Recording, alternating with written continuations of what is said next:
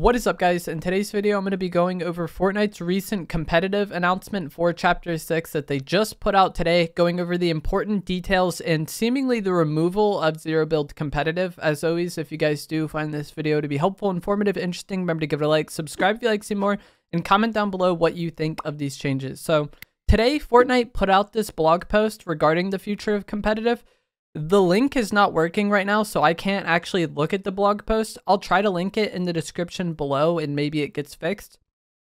But either way, there's several news accounts in the community that kind of compiled the important bits of this before the link actually, or the website, started messing up. So the first kind of big change and important detail to talk about is going to be cheating. Fortnite has had a pretty major cheating problem in competitive for a while now, especially in zero build mode. So they're restructuring the tournaments to place cash prizes at the highest levels of competition.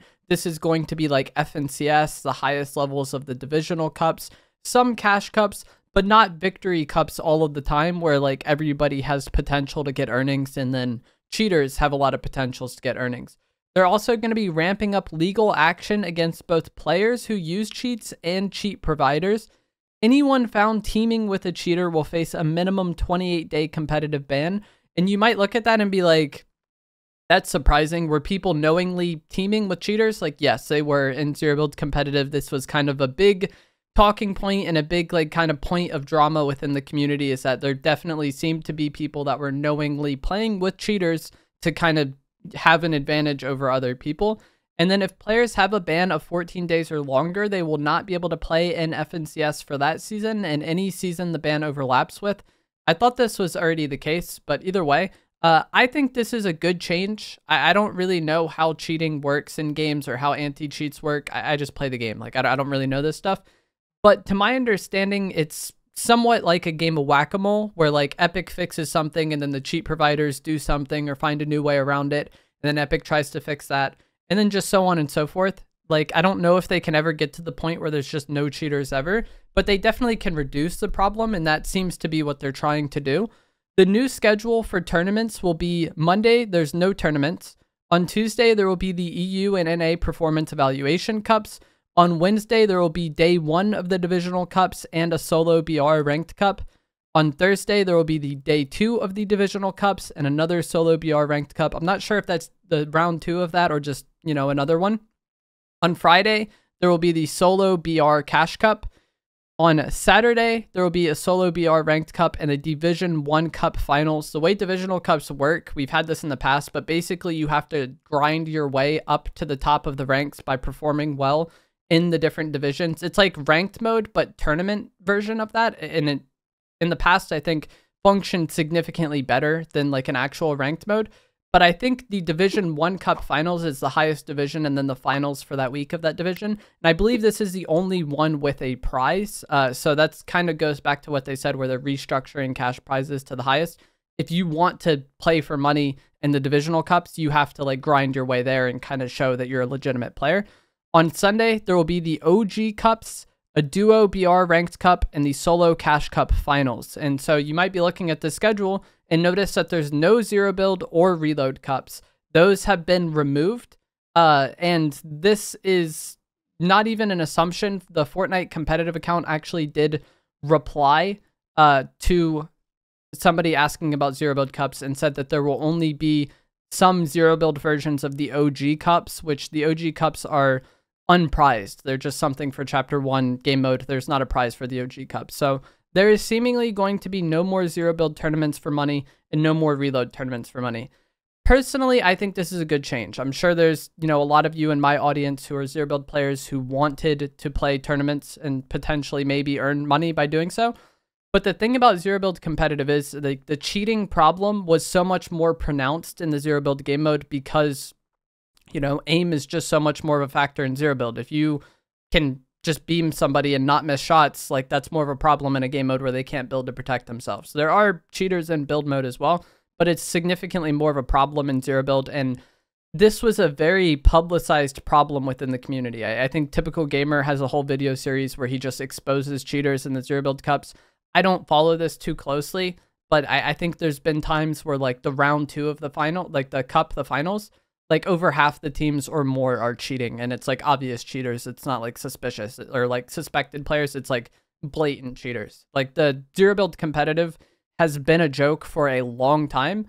And I think Fortnite just removing it until they can potentially get a working anti-cheat or find a solution to this that is much better than what we currently have is a good thing, because I think having zero build cups be, you know, just full of cheaters and everybody knowing it's full of cheaters, it's not a good look for the game at all. Like these cups were basically just advertising cheats to more and more players. And as people play and go longer and longer without ever earning and kind of losing hope, maybe they start cheating too. So I just think bringing exposure to how prevalent cheating was in Fortnite, or how, you know, possible it was in Fortnite through these cups to more and more players, I don't think was a good thing. And I think this is a problem that a lot of games have, where like there is a cheating problem in a lot of games, right? There's cheaters out there. But every time you die in a public match, it's not because of a cheater. It might be sometimes, like it's definitely possible. But if you play 10 games and you think you're dying to hackers in 9 of them, that's just probably not true, especially in a public match setting. But either way, I feel like as cheating is more and more publicized within the game, and it's more and more of a problem, and there's more and more attention on it because of these cups, I just think that mindset, like more and more people are going to fall into that. And I'm sure we've all known people or had friends that act this way, where every single time they die, they think it's a cheater, even when it's not suspicious in any way, right? I think the more they left this issue as it was, the more that problem was going to be a thing. And I feel like that only leads to more and more people playing the game. Like if somebody honestly thinks that every time they die it's a cheater, how long are they going to continue playing the game, you know? So I feel like just having this aspect of the game and having cheating be as prevalent as it was in these cups is just not a good thing. Hopefully, you know, the actions that Epic takes to like work legally to go after people who cheat and the cheat providers, and then hopefully improvements to the anti-cheat make this not as much of a factor. But I think as it currently was, and as it's been for a while, zero build competitive has just been a very, very bad look for the game because of how prevalent these cheaters were. And most really good zero build players that I've seen today talking about this on social media, they might not be happy with the change, but they understand why it was made. Like it was just really a bad look. There will be a $250,000 PlayStation Cup on December 6th and 8th. Obviously, this will be build mode. These PlayStation Cups, I believe Sony puts out the prize pool for, and there will be more details about Siphon coming later when they release more details about the PlayStation Cups. Because if you guys remember last season, there was like the Siphon trials in ranked mode, where they tested different versions of Siphon to see what would work in competitive, or what they thought would be best for competitive in Chapter 6.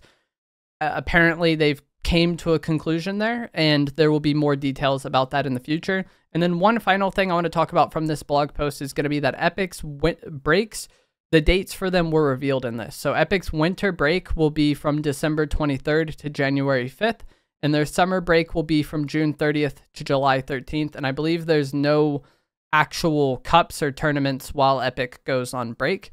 And so, yeah, that is it for this blog post. Let me know what you guys thought of not only the changes in this video that we talked about, like removing zero build competitive and, you know, removing some of the prize pool or shifting it to the higher levels so that hopefully less cheaters are getting prizes, but also what you think of the format of this video, because typically with these blog post videos, I would just kind of screen cap it and read it and kind of talk about what I thought as I did it.